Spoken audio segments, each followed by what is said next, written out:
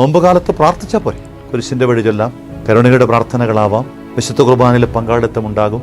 എല്ലാം നല്ലതാണ്, ഉപകാരപ്രദമാണ്, അനുകൂലമാണ്, അനുഗ്രഹീതമാണ്. പ്രാർത്ഥന വഴിയായി ദൈവസന്നിധിയിലേക്ക് നമ്മളിങ്ങനെ പതിയെ പതിയെ നടന്ന് അടുക്കുന്ന കാലം. എന്നാൽ നോമ്പ് വഴിയായും ഉപവാസം വഴിയായും ഏതെങ്കിലുമൊക്കെ ത്യാഗസ്വരഭിലമായ നിലപാടിലൂടെ നമ്മളിങ്ങനെ സന്നിധിയിലേക്ക് എത്തണത് വളരെ വേഗത്തിലാണ്. സ്ഥലം വിൽക്കാനായിട്ട് ആഗ്രഹമുണ്ട് എന്ന് പറഞ്ഞ സഹോദരനോട് ഇങ്ങനെ തമ്പുരാൻ പറയാൻ പറഞ്ഞു, സഹോദരൻ, സ്ഥലം വിൽക്കാനായിട്ട് ഇടയാകുന്ന പക്ഷം ഒരു 2 സെന്റ് സ്ഥലം പോലും ഇല്ലാത്തവന്, ഒരു വീട് വെക്കാനായിട്ട് ഒരു ചെറിയ ഇടം പോലും ഇല്ലാത്തവന് കൃത്യമായിട്ട് ഒരു നിയതമായ സംഖ്യ കൊടുക്കുമെന്ന നിലപാടെടുത്തുകൊണ്ട് ദൈവത്തിന് മുമ്പിൽ ഒന്ന് പ്രാർത്ഥിക്കാമോ? മറ്റത് വെറും പ്രാർത്ഥന മാത്രമാണ്. രണ്ടാമത്തേത് ചിറകുപോലെ അതിശക്തമാണ്. അതുകൊണ്ട് പ്രാർത്ഥനയിൽ മാത്രം പരിമിതപ്പെടുന്ന ഒരു നോമ്പായി നോമ്പിനെ മാറ്റിക്കൂടാ. അതിൽ നോമ്പുകാലത്തിന്റെ പുണ്യമായിട്ടുള്ള ഉപവാസവും പരിത്യാഗ പ്രവൃത്തികളും, തെല്ലൊന്ന് ശരീരത്തോടും ഇച്ഛകളോടും, എൻ്റെ ആ വിശപ്പിനോടും എൻ്റെ ഉള്ളിലെ താല്പര്യങ്ങളോടും